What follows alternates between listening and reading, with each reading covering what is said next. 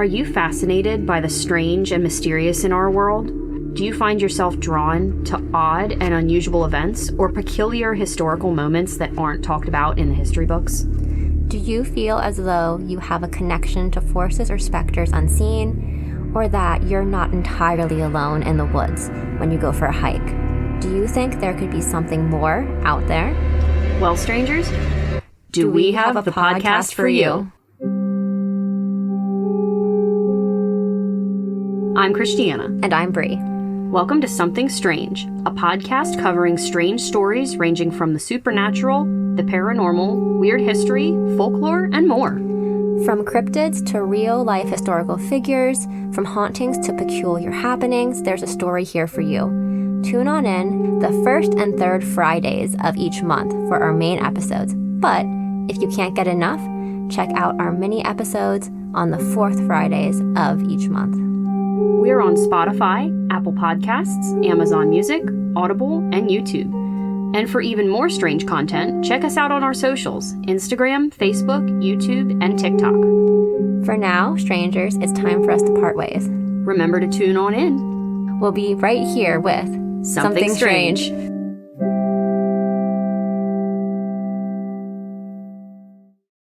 Before we begin, we want to acknowledge that Down the Crooked Path is researched and recorded in Niagara Falls, Ontario, on the traditional territory of the Haudenosaunee, the Anishinaabe, and the Attawandaron, and the Mississauga of Credit First. This land has been home to Indigenous peoples for thousands of years, and we recognize their enduring connection. We are grateful to share these stories on their lands that carry their histories, and we encourage our listeners to reflect on the past, present, and future of the land they call home. Welcome, wanderers, to Journey Down the Crooked Path, a place where the stories are stranger, the shadows stretch longer, and the things that go bump in the night might just be listening. I'm Amanda Joy, your guide into the eerie, the forgotten, and the downright bizarre. Here, we step off the well-lit roads of Canadian Creepies and venture into the murky corners of history, folklore, and the unexplained, where the whispers grow louder and the truth is never quite what it seems. So let's take a deep breath, watch your step, and whatever you do, don't look back. Once you start down the crooked path, you never know what might follow.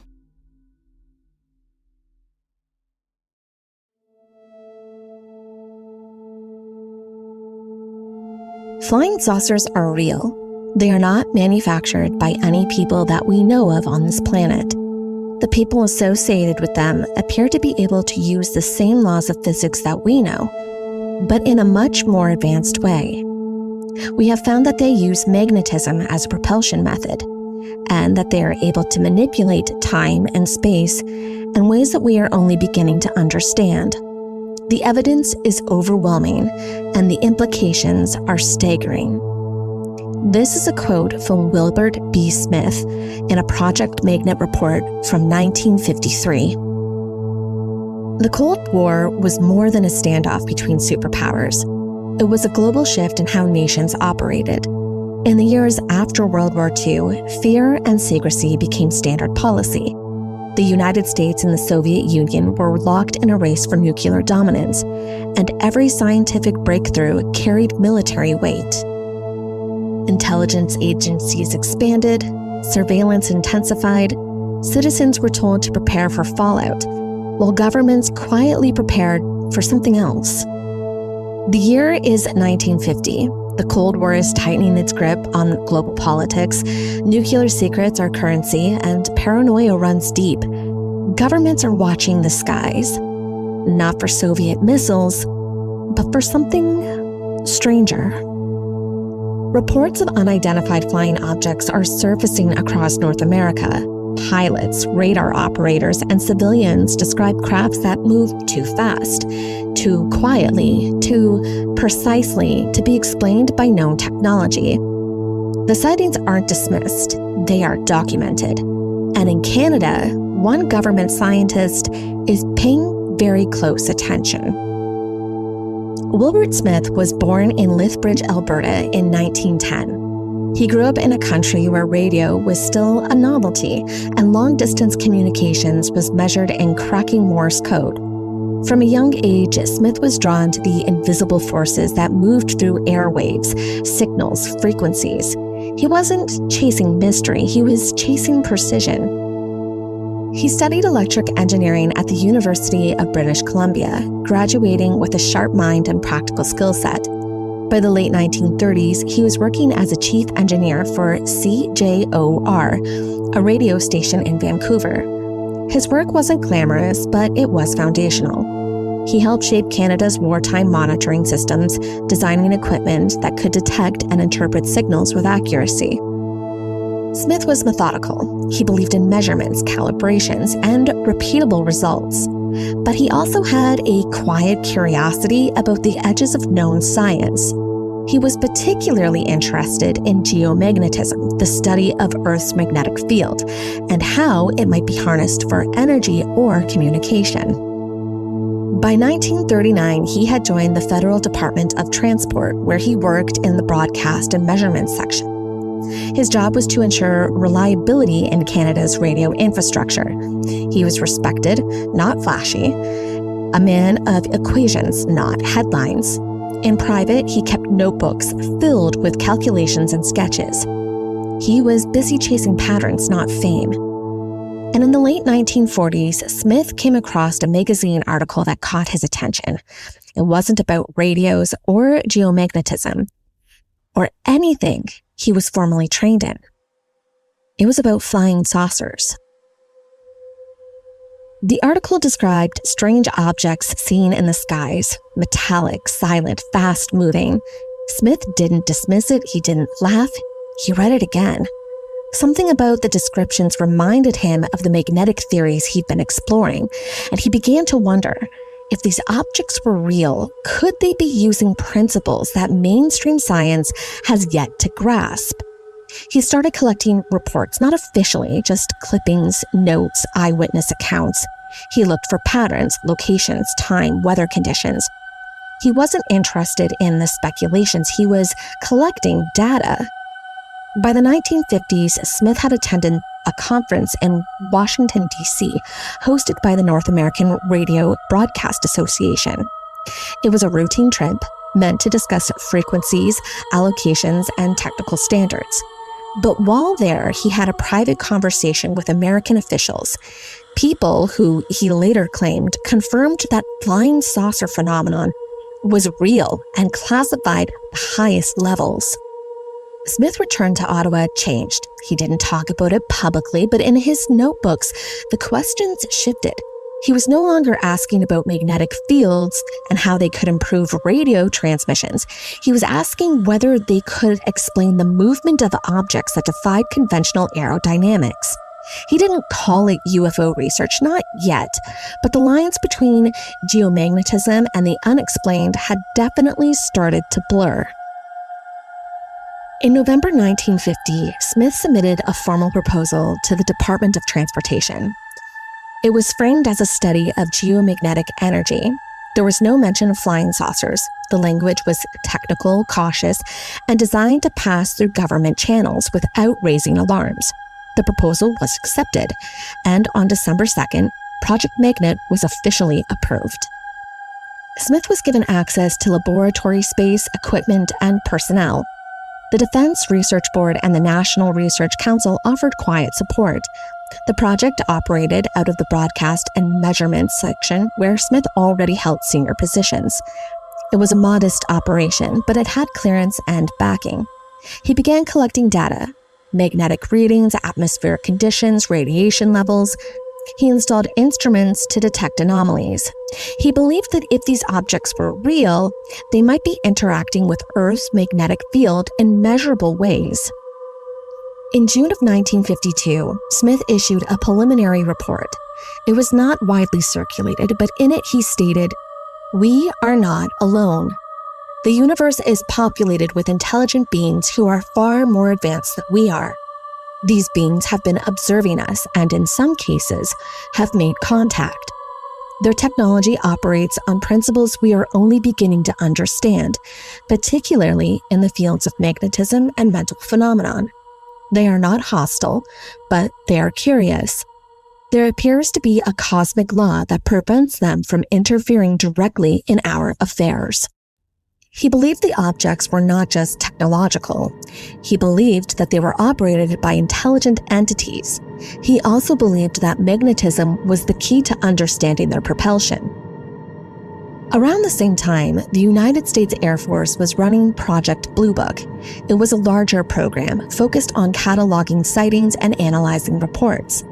Blue Book had military oversight and public visibility. Magnet did not. But both projects were chasing the same question. What were these objects? Where did they come from? And how did they move? Smith had contacts in Washington. He knew about Blue Book, and he suspected that the Americans had recovered physical evidence. He claimed to have seen fragments himself, loaned to him briefly by a classified group. He never mentioned the name, and when asked if it was the CIA, he said, "I'm sorry, gentlemen, but I don't care to go beyond that point." Project Magnet quietly continued. Smith kept measuring, observing, and writing. He believed the answers were close. He believed the technology was real, and he believed it was only a matter of time before the truth would surface. Smith believed that reality was structured by a set of universal laws. These weren't abstract philosophies. He treated them as operational principles, rules that applied to everything from atomic particles to human thought.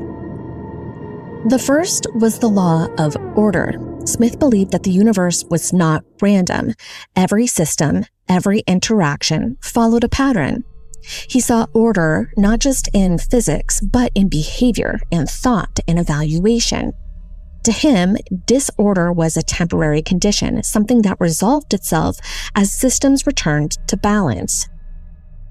Next was the law of balance. Smith argued that all forces seek equilibrium, whether magnetic fields, emotional states, or social systems.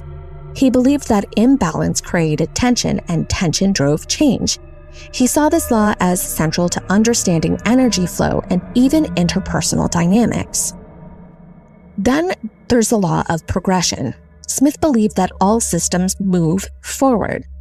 He didn't mean technological advancement. He meant a deeper kind of development, an unfolding of potential. He saw progression in the growth of ideas, in the refinement of consciousness, and in the evolution of civilizations. Finally, there was the law of intelligence. Smith believed that intelligence was not just a trait of living beings. He saw it as a fundamental force, something that shaped matter, guided energy, and structured reality. He suggested that intelligence could exist independently of biology, and that it might be measurable in ways science has not yet discovered. He didn't separate these laws from his technical work. He believed they were all a part of the same system. When he studied magnetic fields, he was looking for order. When he analyzed anomalies, he was looking for balance. When he explored consciousness, he was looking for progression. And when he considered the possibility of contact, he was looking for intelligence. Smith's colleagues didn't always know what to make of these ideas. Some dismissed them, others listened quietly, but Smith kept writing and kept speaking and kept searching. He believed the laws were real. He believed that they were discoverable, and he believed that they were the key to understanding everything, from the smallest particle to the largest mystery. Smith believed that unidentified flying objects were not just physical machines. He believed that they were part of a larger system, one that operated according to the laws of magnetism, intelligence, and progression. And he wanted to test this scientifically. He began setting up equipment to detect anomalies. Magnetic meters, galvanometers, gamma ray detectors, and radio receivers were installed in the Department of Transport facilities. These instruments ran continuously, recording environmental fluctuations. Smith believed that if these objects were real, they might leave behind measurable traces. He launched balloons into the night sky to test witness accuracy. He collected sighting reports. He compared them to instrument readings. He looked for the correlation between magnetic disturbances and visual sightings. In April of 1952, Smith was invited to join a newly formed committee known as Project Second Story. It was sponsored by Canada's Defence Research Board and composed of scientists, military officers, and technical experts from various government agencies. The group met periodically to review and discuss reports of flying saucers. Unlike Project Magnet, which was focused on field measurements and magnetic theory, Project Second Story was designed to collect, catalog, and correlate sighting data. It operated more like an internal review board, gathering reports from across Canada and attempting to identify patterns or explanations.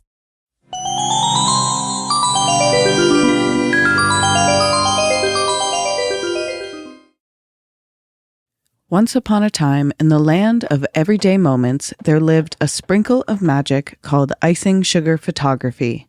From sticky cake smash smiles to wind-swept yes moments, they capture the sugar-sweet, the beautifully messy, and everything in between. Whether you're a blushing bride or a blooming family, or just want to freeze time for a second, icing sugar photography is your fairy god lens. Visit icingsugarphotography.com and follow along on Instagram at icingsugarphoto. Let your story sparkle, because life is sweet and memories should be too. You. Yeah, you. Still haunting the same old fast fashion? Time to dig up something better with Back from the Dead Goods, a Canadian small business where forgotten threads get a second life and sustainability meets spooky. This isn't just upcycled clothing. It's resurrected fashion with an eerie edge. Handpicked, reworked, and revived, every piece is as unique as a ghost story whispered at midnight. And because you're a part of the Canadian Creepies family, you get an exclusive deal. Use code Canadian Creepies at checkout for 10% off. Find them lurking on Instagram, Etsy, and Poshmark. Links are in the episode description. Give your wardrobe a second chance at life, if you dare. All right, creeps, real quick. If you've got a Canadian business or project that you want to reach our spooky little corner of the podcast world, we've got ad space available on Canadian Creepies. And hey, if you're an artist, activist, podcast host, musician, writer, content creator, actor, or just someone with a strange or chilling story to tell, we'd love to hear from you too. We're always open to collaborations with folks who vibe with our creepy, curious little corner of Canada. Email us at CanadianCreepiesPodcast@gmail.com and let's get weird together.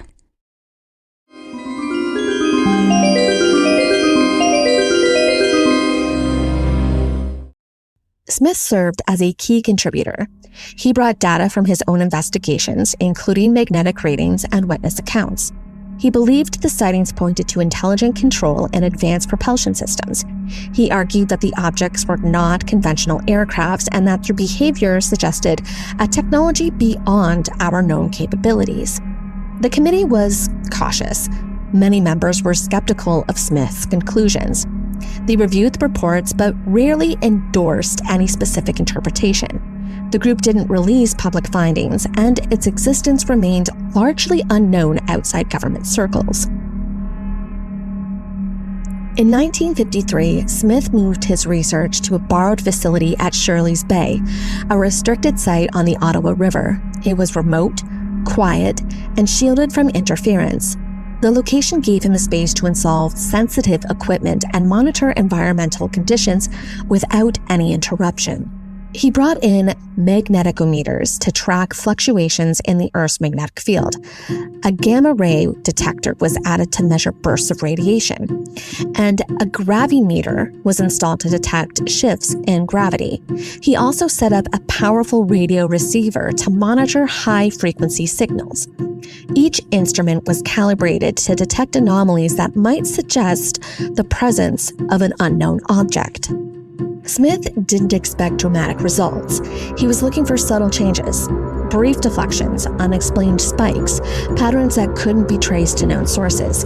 He believed that if these objects were interacting with Earth's magnetic envelope, the instruments would catch it. On August 8, 1954, The graviometer registered a sharp deflection at 3:01 p.m. The reading was large and sudden. Smith and his team rushed outside. The sky was overcast, nothing was visible, but the data was clear.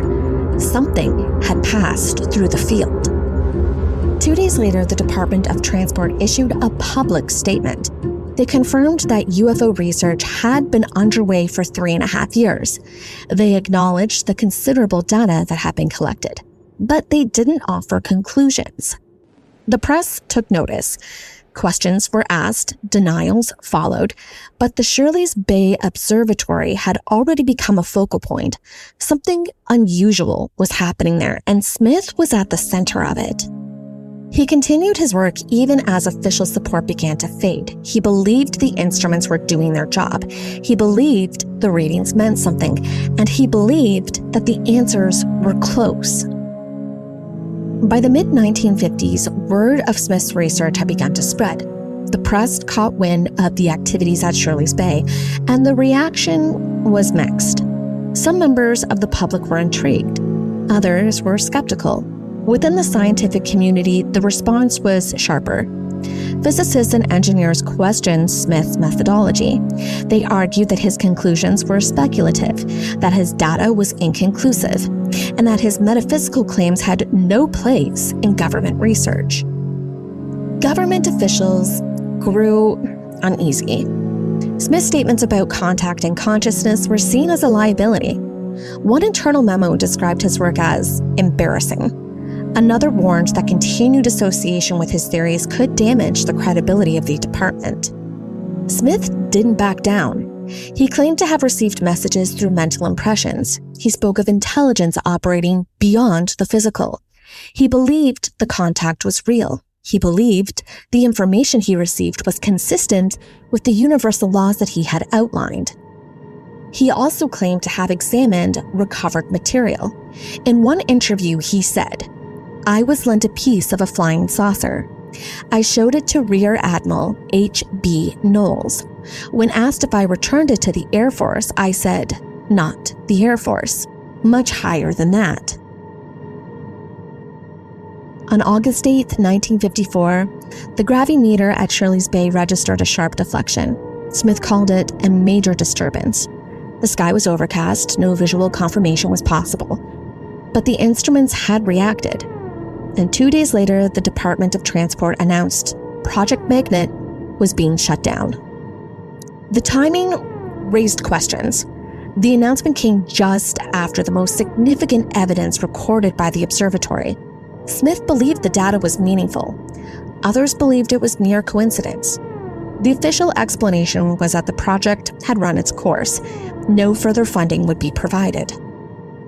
Inside the department, concerns had been building. Smith's public statements about contact and consciousness were seen as problematic. His metaphysical writings were viewed as skepticism. Some officials worried that his work was drifting too far from accepted science, and others feared that continued association with his theories could be damaging to the department's credibility. Mainstream scientists criticized the project. They argued that Smith's conclusions were speculative and that his methods lacked rigor. The gravimeter spike was dismissed by some as an equipment malfunction, and others suggested it was caused by a natural fluctuation. Rumors persisted. Some believed that the project had uncovered something significant. There were claims that the data had been passed on to classified groups. In later years, Smith suggested that the shutdown was not the end of the research. He believed that the work had continued, just not in public view. He said the project was officially terminated, but the investigation didn't stop. It simply moved on to a different level.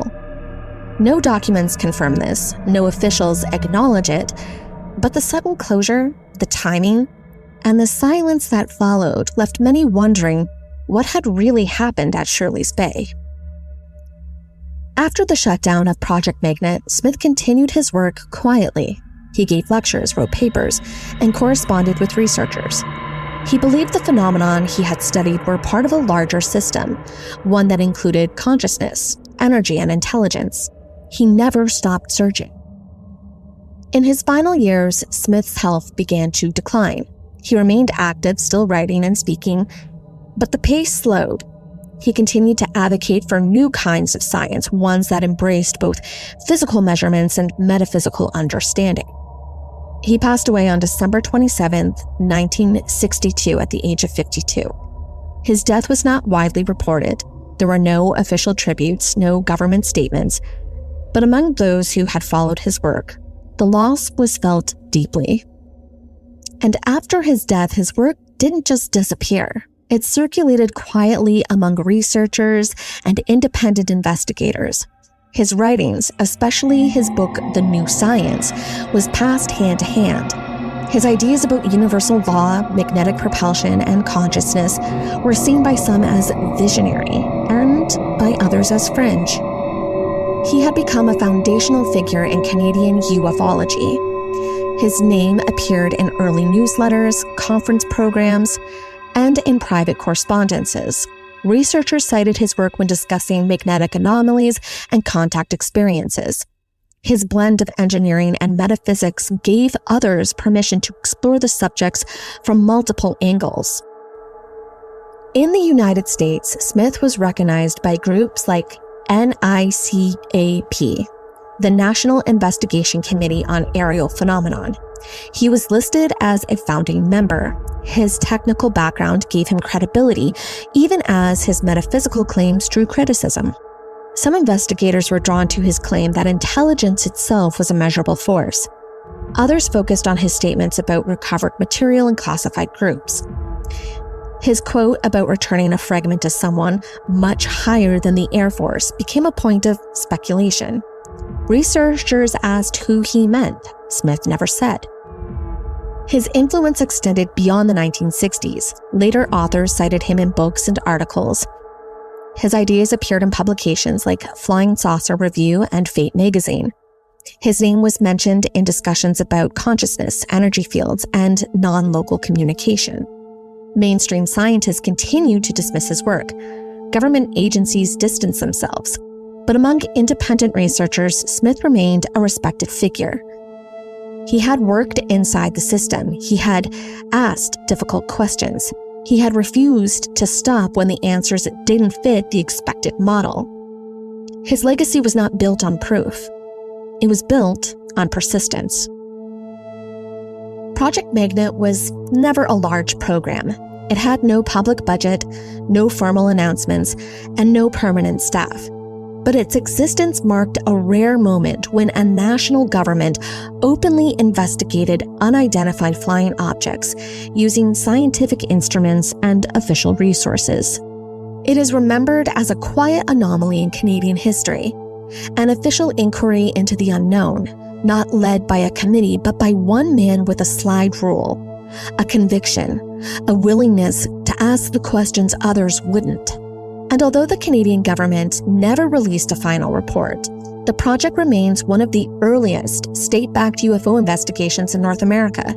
It's often mentioned alongside the US Project Blue Book and the UK's Flying Saucer Working Party. But unlike those, Magnet was shaped by Smith's unique blend of engineering, metaphysics, and curiosity. In official circles, the project faded quietly, but among researchers and historians, it endures as a symbol of scientific courage, the kind that dares to measure the immeasurable. Wilbert Smith once said, "The existence of a different technology is borne out by the investigations which are being carried on at the present time in relation to flying saucers." To Smith, UFOs weren't just a mysterious object in the sky. They were clues to a deeper understanding of physics, energy, and perhaps even consciousness.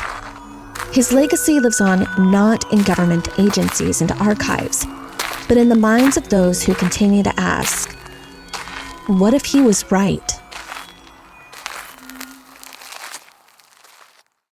That was an eerie journey down the crooked path with Amanda. How cool was that?